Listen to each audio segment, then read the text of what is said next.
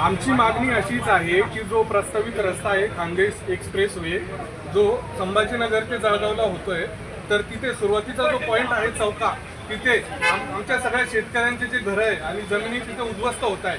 तर सरकारला आमची हीच मागणी आहे किंवा जे संबंधित अधिकारी त्यांना हीच मागणी आहे की हे जे घरं उद्ध्वस्त होत आहे किंवा जमिनी उद्ध्वस्त होत आहे, याला तुम्ही स्थलांतरित करून 1 किलोमीटरच्या अंतरावर किंवा जिथे तुम्हाला कमीत कमी विरोध होईल अशा ठिकाणी तुम्ही त्याला बाजूला तुम्ही शिफ्ट करू शकता.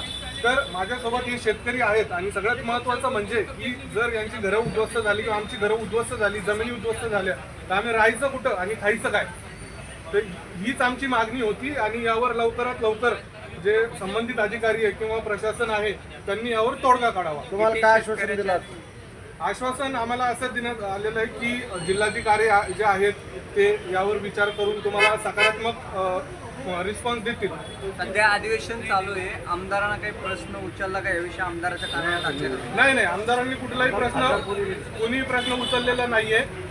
तर ते सांगायचं आहे की त्यांना जर आता त्यांना सगळं माहिती आहे की कुठून एक्सप्रेस वे कुठपर्यंत जातो, तर त्यांनाही अशी मागणी असेल की तुम्ही लोकप्रतिनिधी म्हणून जे लोकांचे प्रश्न आहे, इथं जे उद्ध्वस्त होत आहे घरं वगैरे, तर तुम्ही यावर एकदम काळजीपूर्वक तुमची प्रतिक्रिया विधानसभेत जे ते मांडावी. कारण की हे जर उद्ध्वस्त झाले तर उद्या तुम्हालाही गावात कोणी येऊ देणार नाही. किती शेतकरी त्याच्यात बाधित होणार?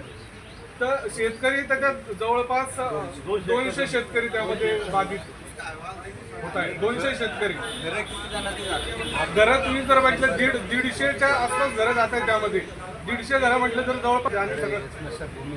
याच्या आधी काही तुम्ही आमदाराला निवेदन देऊन त्यांच्या कानावर टाकले का? हो, आम्ही टाकलेलं आहे. आम्ही सर्वांच्या भेटी सुद्धा घेतलेल्या आहेत. कोणाकोणाच्या भेटी घेतल्या? भेटी जे आहेत सार्वजनिक बांधकाम विभागाचे जे मुख्य अभियंता आहेत अतुल काका चव्हाण यांची भेट घेतली, जे आमदार आहेत त्यांची सुद्धा भेट घेतलेली आहे. तर आम्ही भेटी ज्या आहेत तुम्ही जसं सांगितलं जवळपास सर्वांच्या भेटी घेतल्या. भूमिका हीच की जर हे स्थलांतरित नाही झालं तर मग जे शेतकरी आहेत ते आत्मदहन करतील, आम्ही आत्मदहन करू आणि याला पूर्णपणे संबंधित अधिकारी आणि सरकार जबाबदार असेल. आपलं नाव? माझं नाव दिनेश वाघ. रामभाऊ हरिभाऊ डोंगरे चौका आणि माझे 2 ठिकाणी जमीन जाते. एक जळगाव हवेतच जाते आणि एक पाठीमागून जो जुना जो सर्वे लावता तर त्या ठिकाणी सुद्धा माझी जमीन जाते. तर ती जमीन जायला माझी विरोध नाही आहे, मी स्वतः ती जमीन द्यायला तयार आहे. पण जे नंतर एक इकडं जे सेंटर पडलं, जे सर्कल पडलं, ते कोणालाही माहीत नसताना आपण काकाच्या नावे भेटलो तर त्यांनी सुद्धा असं उत्तर दिलं का बा याच्यात बदल होऊ शकतो, पण तुम्ही ही कारवाई चालू ठेवा, शासनाला ते कळवा.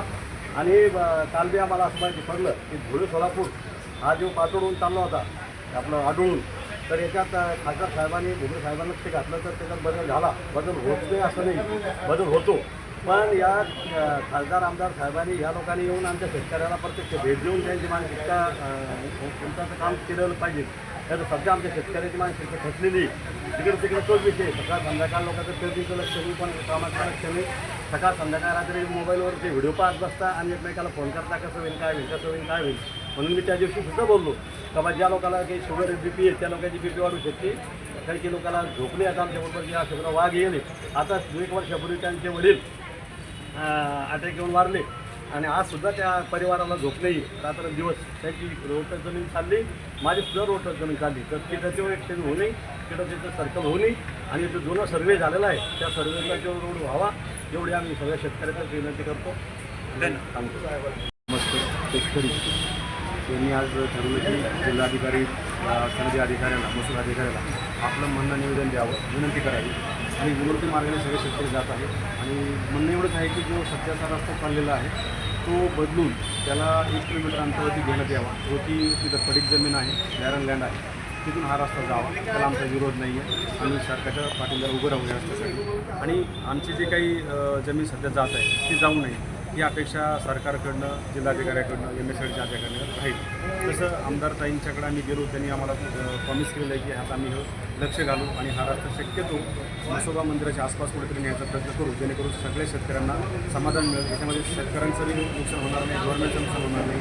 प्लस जे काही लिगल बाबी आहेत त्या लिगल बाबी जाण्याची गरज नाही आहे. हा संतांचा देश आहे, संतांची भूमी आहे. इथं त्याप्रमाणे शेतकऱ्याला, वारकरी संप्रदायाला एक प्रकारे मदत करून हा प्रश्न सोडवावा आणि कुठल्याही ज्याला म्हणता येईल की अनलिगल इनलिगल ठराव ह्या गोष्टी जाऊ नयेत आणि जे काय असंच कळत हा मार्ग संपन्न व्हावा आणि आमच्या सगळ्या तक्रारी यातून निष्पन्न व्हाव्यात आणि क्लॅरिटी यावी. ज्या काही जमिनी पाठीमागे जाणार आहे, जर शेतकऱ्यांनी आता सांगितलं की पाठीमागे त्यांच्या शेती आहेत आणि तिथल्या शेतकऱ्यांचा विरोध नाही त्या जुन्या सर्वेमधून शेती रस्ता जाण्यासाठी, तर त्यांना बी त्यांचा मोबदला त्याप्रमाणे मिळावा, जेणेकरून त्यांच्या शेतीचा जो रस्ता चालला आहे त्यात त्यांना व्यवस्थित मोबदला मिळावा, ही बी आमची मागणी राहील, जेणेकरून लोकांनाही समाधान होईल. एवढं मी बोलतो. या मागणी अंतर्गत काल विभाग आराखडा मंजूर करण्यात आला, त्याबद्दल काय सांगा आपण? कालचा जो आराखडा MSRDCने मंजूर केलेला आहे ज्या इंटरचेंज आहे 16 इंटरचेंजसाठी, त्यामध्ये सावंगी एक इंटरचेंज येतं आणि त्याच्यामध्ये 11 गावं येतात आणि 11 गावामध्ये चौका हे एक सामील झालेला आहे.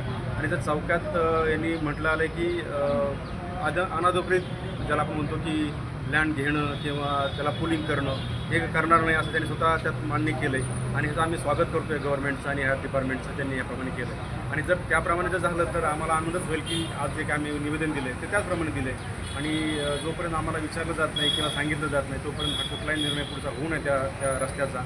आणि जो काही निर्णय तुम्ही म्हटला आहे, काल सांगितलं पेपरला बी आलेली बातमी आज बी आम्ही वाचली, त्याचं आम्ही स्वागत करतो आणि त्याप्रमाणे चौक्याचा बी डेव्हलपमेंट व्हावी आणि लोकल जे काही भूमिहीन होऊ नयेत आणि भूमिपुत्राला तिथे जॉब मिळावा, त्याचा धंदा उद्योग चालावा, त्याची शेती चालावी, हेच आमचा उद्देश आहे. यामध्ये आम्ही पूर्णपणे गव्हर्नमेंटला सपोर्ट करतो. या मागणीला काही निवेदन देणार आहात का आपण?